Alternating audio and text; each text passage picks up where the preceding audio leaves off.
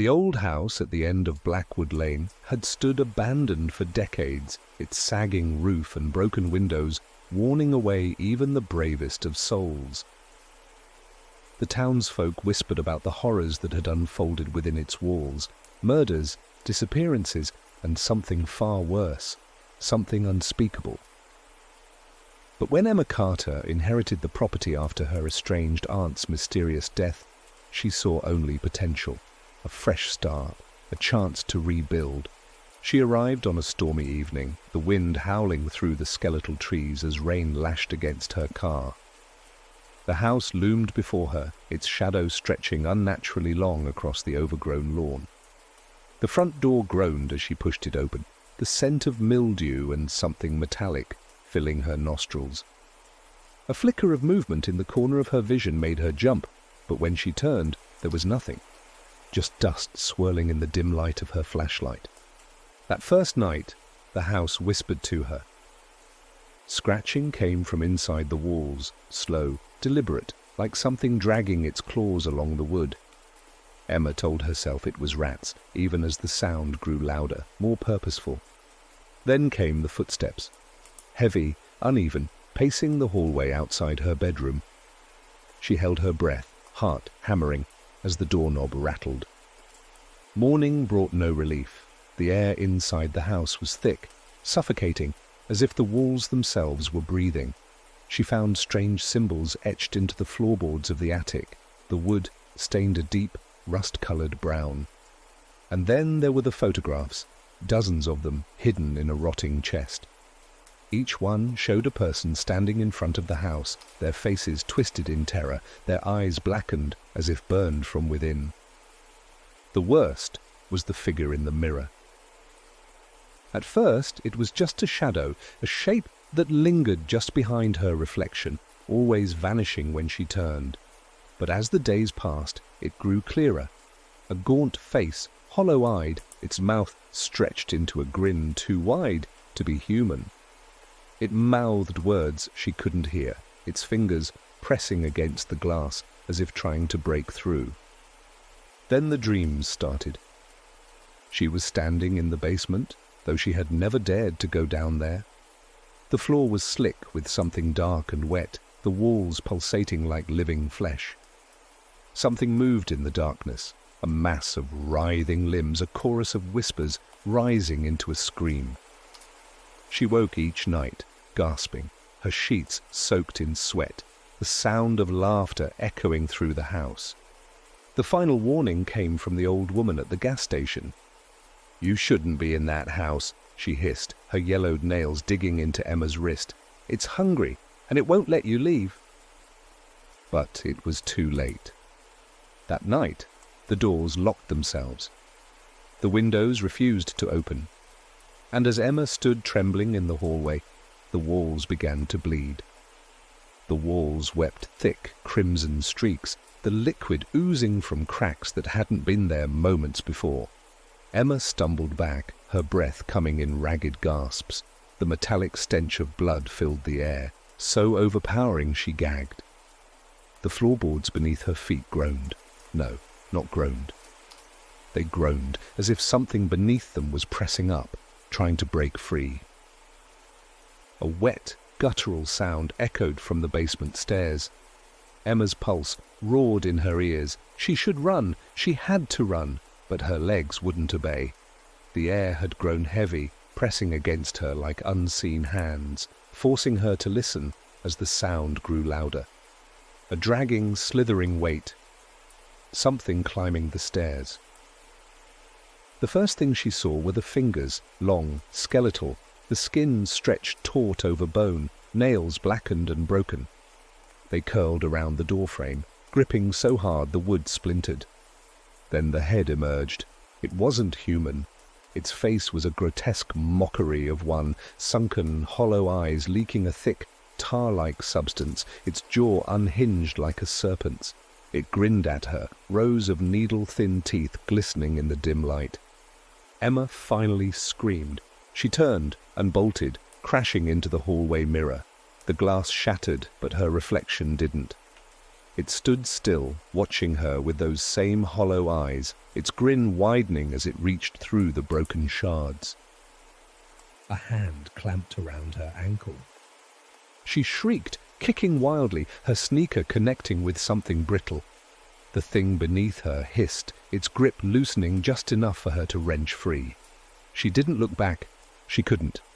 The front door was still locked. Emma threw her weight against it, sobbing, her palms slipping on the blood-slick wood. Behind her, the thing let out a wet, choking laugh, its footsteps slow, deliberate. It was savoring this.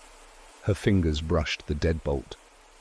With a final, desperate twist, it clicked.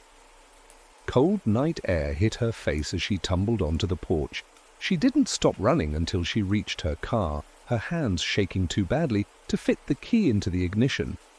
When she finally dared to look back, the house stood silent.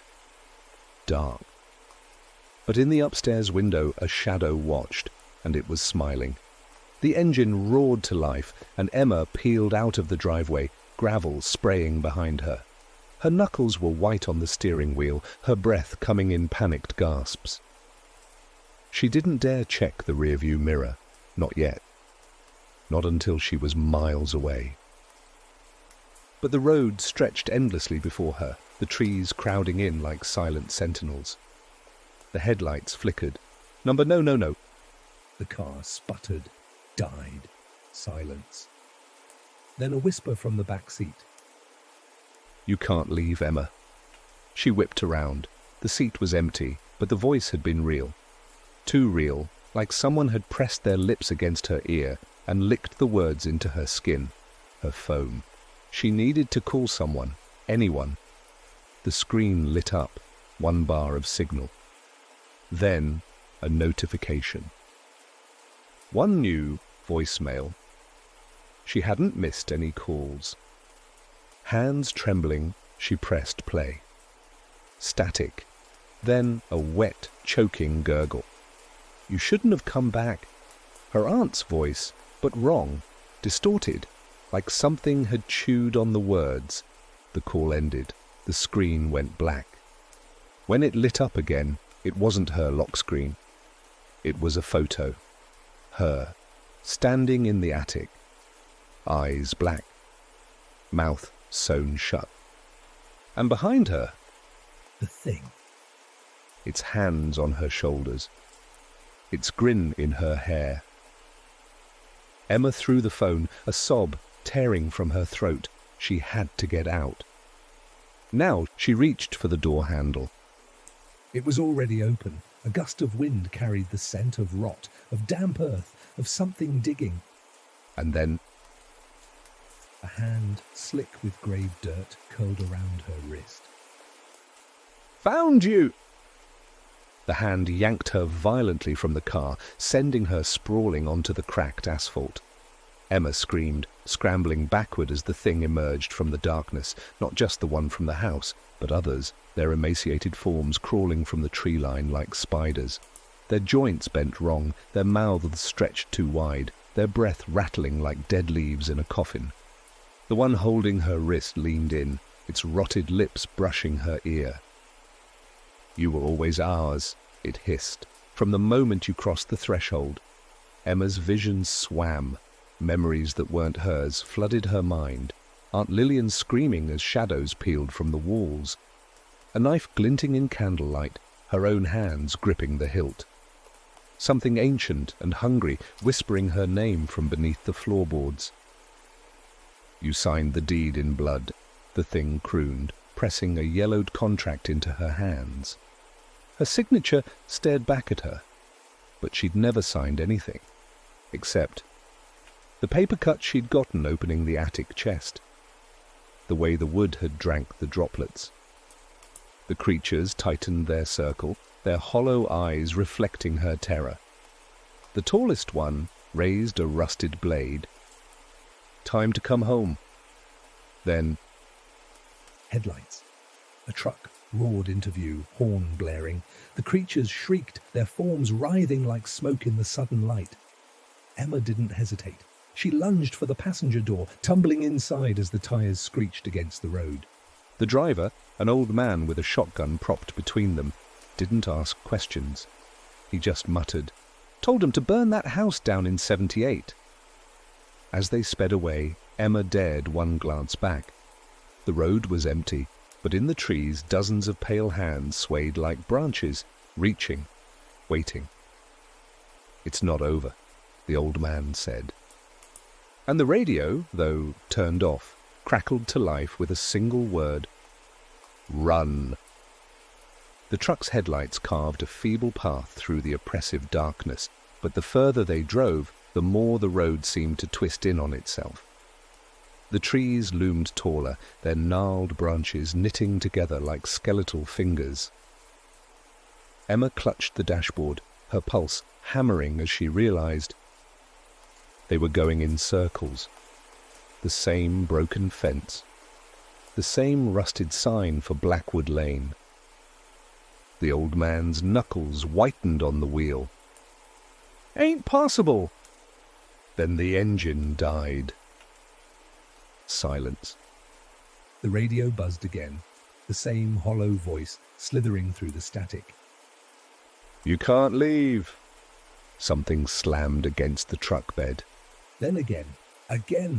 Emma turned just as a rain-rotted hand punched through the rear window, glass shattering like ice. The thing's face pressed against the jagged edges, her aunt's face but bloated, lips split back from blackened gums. "You forgot the paperwork, sweetheart," it gurgled, waving the blood-stained deed. The old man cocked his shotgun. "Close your eyes, girl." The blast was deafening. When Emma opened her eyes, the thing was gone. But the deed remained, nailed to the seat with a rusted railroad spike. And the house stood before them. Not ahead. Around them. The trees had become its walls, the road its hallway, the moon a single jaundiced eye in a peeling ceiling. The old man swore, reloading, but his hands were shaking. "It's got us in its belly now." The front door yawned open. Inside, shadows congealed into figures. Emma as a child, playing jump rope with a noose.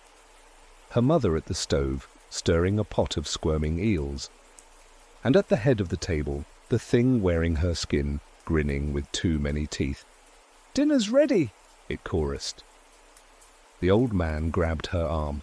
"When I say run, you run like hell." He kicked open the door, and the house screamed. The scream that tore from the house wasn't human. It was the sound of nails dragging across slate, of bones snapping in a vice, of something ancient and ravenous waking after centuries of hunger. The old man didn't hesitate. He shoved Emma toward the gaping doorway, his shotgun barking fire into the writhing dark. "Run!" she ran. The hallway stretched impossibly long, the walls pulsing like a throat around her. Portraits lined the corridor, their faces melting as she passed, their eyes tracking her with wet, clicking sounds. Behind her, the old man's gunfire cut off with a wet crunch, followed by the sound of chewing. Emma didn't look back. She burst into the kitchen, skidding to a halt. The table was set, a feast of rotted meat and writhing maggots steamed on fine china. Her family sat motionless, their faces stretched into identical grins. At the head of the table, the thing wearing her skin stood, its arms spread in welcome. "You're just in time," it said, its voice a chorus of whispers. The windows were gone. The doors had sealed shut. The only exit was the basement door, swinging open on its own, the darkness beyond breathing like a living thing. A cold hand closed around her wrist. She turned. Her mother's corpse smiled up at her, maggots spilling from her lips. "Stay with us, Emma." Emma yanked free, stumbling toward the basement. She had no choice. The stairs groaned underfoot, the wood soft as rotting flesh, the air thickened with the stench of spoiled meat and wet earth. At the bottom, a single light bulb flickered, illuminating the altar. Bones piled high, their surfaces etched with the same symbols from the attic. A rusted chainsaw sat atop them, its teeth clogged with hair and gore. And beneath it all, a trapdoor.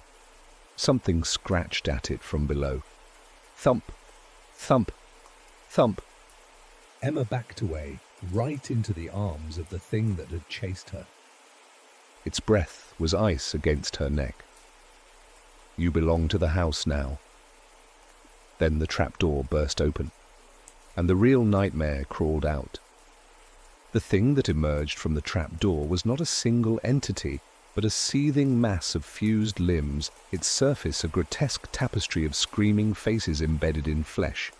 It had no head, only a gaping, toothless maw, splitting its torso vertically, strings of saliva stretching like cobwebs as it let out a wet, rattling sigh. Emma's legs gave out. She collapsed onto the basement floor, her hands sinking into something warm and pulpy. When she lifted them, they were coated in a thick, black fluid that squirmed between her fingers. The thing from the trapdoor lurched forward, its many arms dragging it across the dirt floor like a grotesque spider.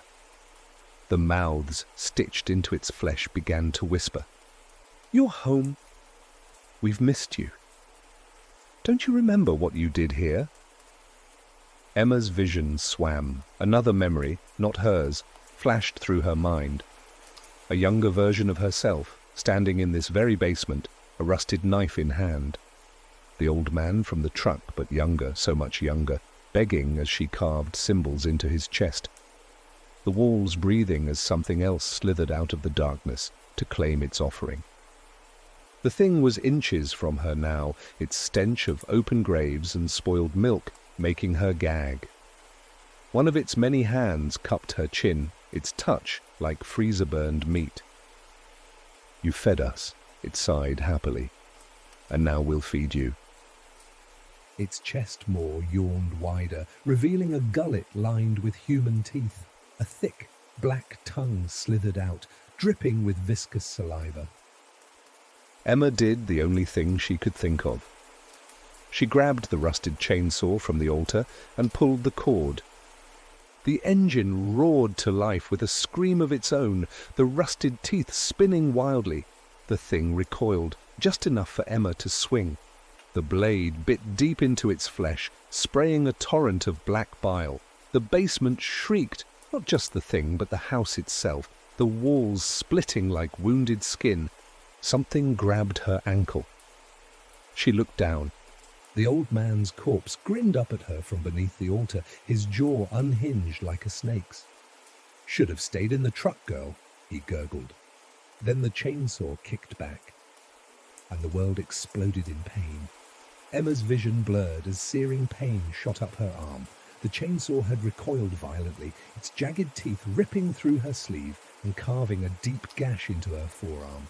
Blood, thick and shockingly red, splattered across the altar's bone-white surface.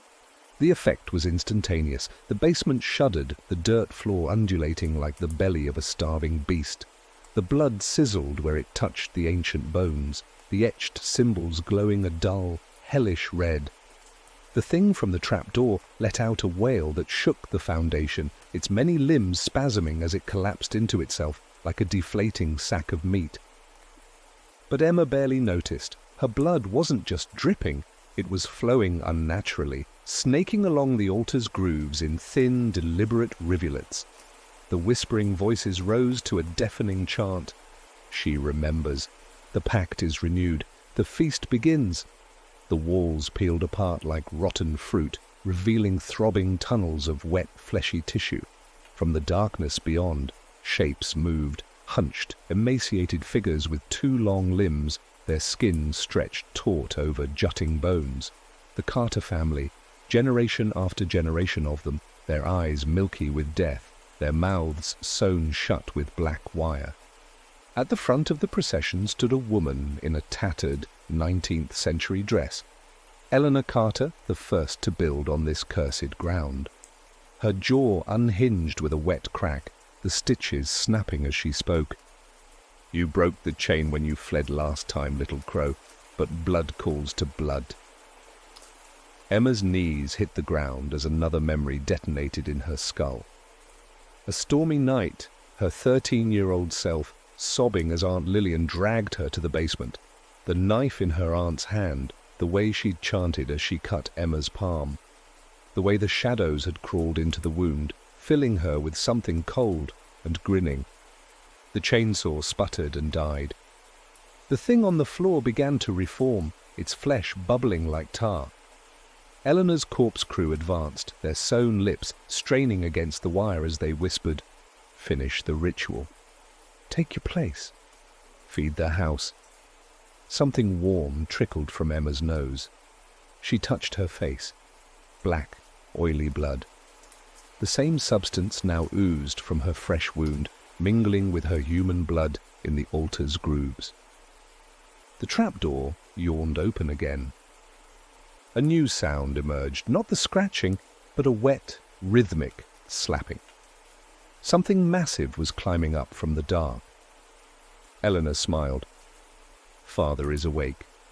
The slapping grew louder, a sickening, meaty rhythm like a giant heart beating against wet earth.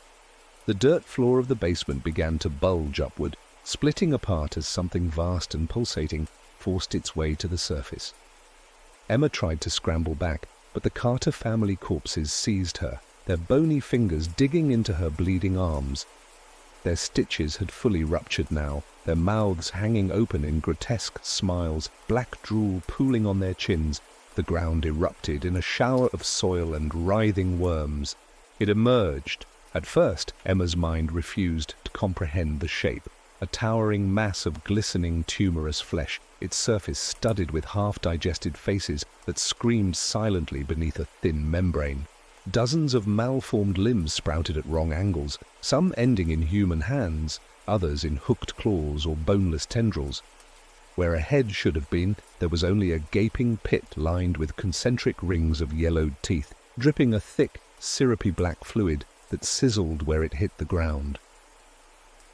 Daughter. The word wasn't spoken, it vibrated directly into Emma's bones, making her teeth chatter. The thing's central maw distended, a bloated tongue lolling out to taste the air. You have come home.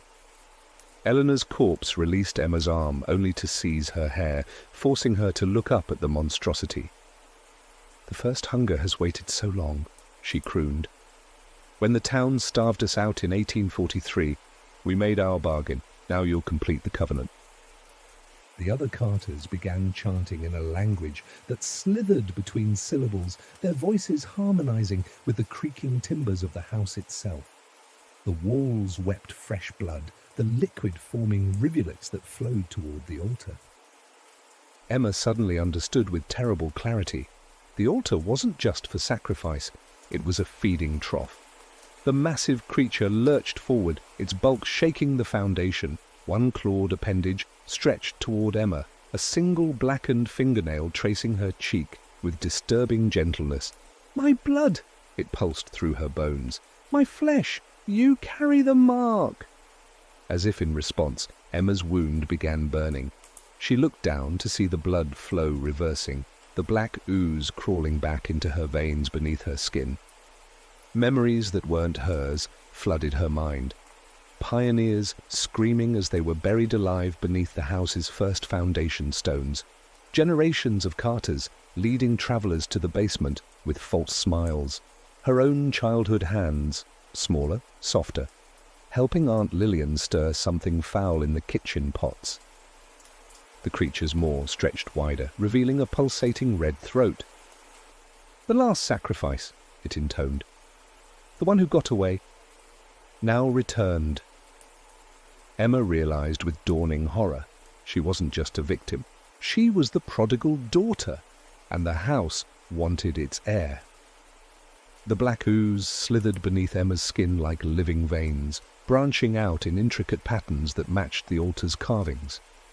Her teeth ached as they began to elongate, her vision splitting into overlapping planes. She could suddenly see the house's true form, its walls pulsing with infected life, its foundations built upon a writhing nest of half-digested souls. The first hunger loomed closer, its breath reeking of opened graves. "You remember now," it pulsed, not in words, but in memory, imprints that exploded behind Emma's eyes. A child's birthday party in the parlour, but the cake was moving, the frosting squirming with larvae. Playing hide-and-seek in the attic, finding Aunt Lillian's special friends strung up like cured hams. The delicious warmth of the first time she'd been allowed to feed the walls. Emma's hand spasmed, her fingernails blackened and hardened into chitinous claws. The Carter family corpses released her, falling to their knees in worship. Eleanor's remaining eye wept black tears. "She's remembering," the corpse whispered reverently. The first hunger extended a blistered limb, offering Emma the rusted chainsaw, now glowing with the same eldritch runes as the altar. "Finish what you began that night you ran," it vibrated into her marrow. "The truck driver who interrupted your awakening, his blood still stains the highway." Fresh memories detonated. A younger Emma, barely 13, standing over the old man's bleeding form as he gasped, "You don't have to do this." The way the house had purred when his blood hit the floorboards. Her own small hands trembling not from fear, but from excitement. A wet chuckle bubbled up from Emma's throat, a sound that startled even her. The hunger burned in her stomach, a yawning void that demanded filling. The house whispered its approval through the groaning timbers, offering up its knowledge, where the neighbours slept, how their bones would crack, the way their fear would taste so much sweeter than their flesh. But beneath the rising bloodlust, something human still screamed. The first hunger sensed it, its massive form convulsed in displeasure, disgorging a half-dissolved corpse, Aunt Lillian, her face still stuck in a rictus of betrayal. "You hesitate," the entity boomed. "After all they did to you? The townsfolk who called you devil child? The family who locked you in the basement?" Emma's claws dug into her own palms. The pain grounded her. She saw the trap now, the house's true game. It didn't just want her body, it wanted her willing damnation. With a roar that tore her human voice box, Emma swung the chainsaw, not at the truck driver's ghost, but at the altar itself. The runes shattered like glass, releasing a shockwave of wailing spirits. The first hunger howled, the Carter corpses shrieked, and the house began to eat itself. The moment the chainsaw struck the altar, the air itself screamed. The carved symbols exploded in showers of bone shrapnel, each fragment embedding itself in the pulsating walls. The house reacted like a living body rejecting a poison. Floorboards warped into teeth, the staircase twisted into a spinal column, and the windows shattered outward as the entire structure convulsed. Emma fell to her knees as the transformation racked her own body. Her bones cracked and reformed, her jaw unhinging as rows of needle teeth pushed through bleeding gums. The first hunger's voice boomed through her dissolving mind. "Foolish child, you are of its flesh." The Carter family corpses lunged, not at Emma, but past her. Their bony fingers clawed at the destabilizing altar, trying desperately to repair the damage. Eleanor's corpse shrieked as the floor opened beneath her, the house's newly formed jaws snapping shut around her withered legs with a sound like kindling breaking. Emma's vision swam between two worlds. The now, where the house's architecture twisted into a grotesque digestive system, bile-like fluid spraying from burst pipes. The then that fateful childhood night when she'd first escaped, the old truck driver's blood cooling on her hands. A massive tremor knocked the chainsaw from her grip. The first hunger loomed over her, its form flickering between a monstrous entity and something worse, the shadow of a starving father, his arms outstretched for an embrace. "Join us," it pleaded in the voice of every relative she'd ever mourned. "Let the house love you as we do." The walls echoed the sentiment, whispering in Aunt Lillian's tone, "You'll never be hungry again." Emma's stomach growled audibly, not with hunger, but revulsion. She grabbed a shard of the broken altar, its edges slicing her palm open. But instead of black ooze, human blood flowed, crimson and warm and alive. Where it dripped onto the floor, The house's flesh burned. The first hunger recoiled. "What is this? You are ours." Emma spat a mouthful of blood and broken teeth at the creature. "I," she gasped, "am Emma Carter." And with that name, that human name, she plunged the bone shard into the house's throbbing floor. The resulting scream shook the foundations of Blackwood itself. The bone shard burned white-hot in Emma's grip as it pierced the house's pulsating flesh.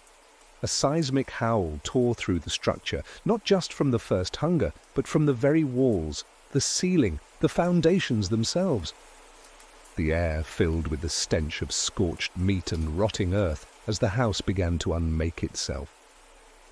The Carter family corpses twitched violently, their bodies jerking like marionettes with cut strings.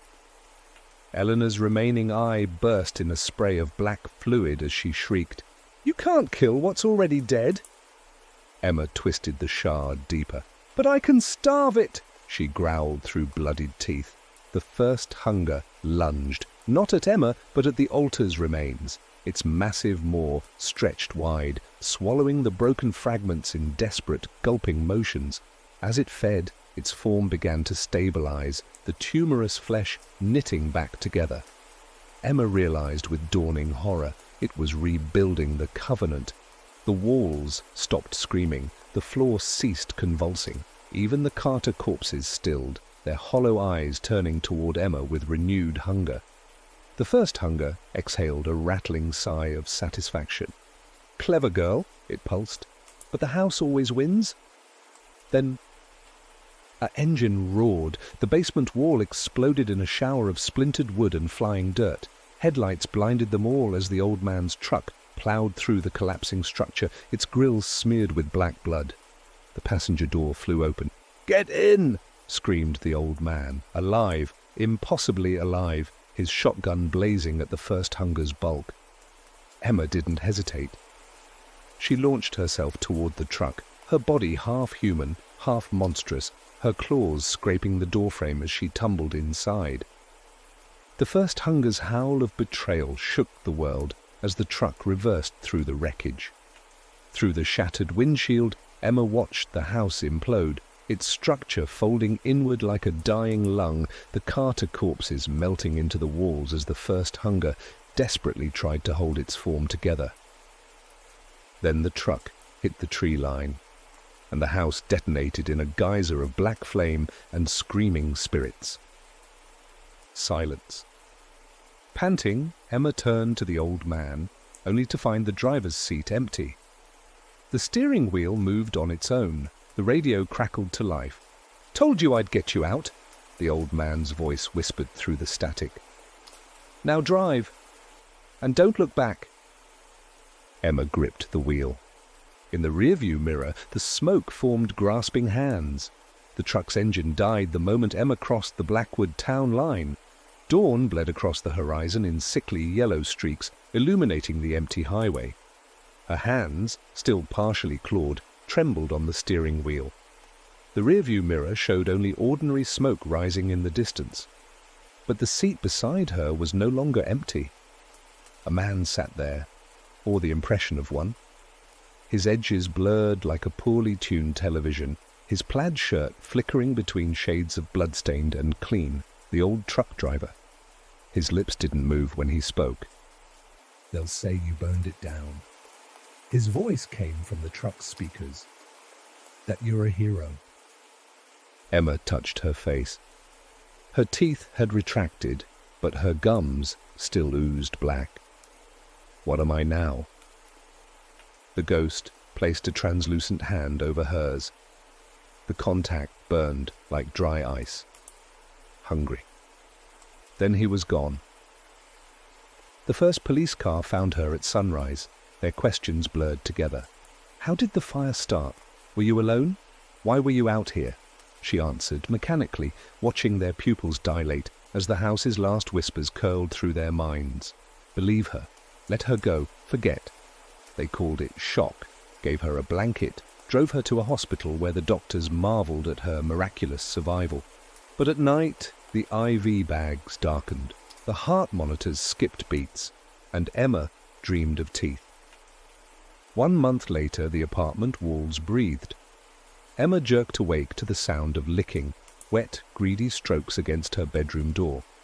Her clock read 3:17 a.m., the same time Aunt Lillian used to wake her for special lessons. Her reflection in the bathroom mirror wasn't hers. "Missed you," it mouthed, its eyes black pits. Emma smashed the glass.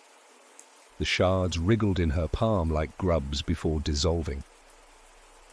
2 months later, her new co-workers at the diner avoided her. Not because she was strange, but because they craved her. The fry cook wept as he sliced his fingers open on the meat slicer, whispering, "Make me yours." The manager left offerings in the walk-in, raw steaks arranged in altar shapes. Emma quit at noon. That night, her sink coughed up a tangle of black hair tied with a familiar ribbon, Aunt Lillian's favorite. 3 months later, the hunger became unbearable. Emma stood over a sleeping homeless man, her claws extended. His pulse fluttered at his throat like a trapped bird. The first hunger's voice purred through her bones. Just a taste. She fled into the night. At dawn, she bought a bus ticket south. The clerk's eyes glazed over as she passed him a handful of something, not money, but wriggling black tendrils that dissolved into his palm. "Where to?" he asked dreamily.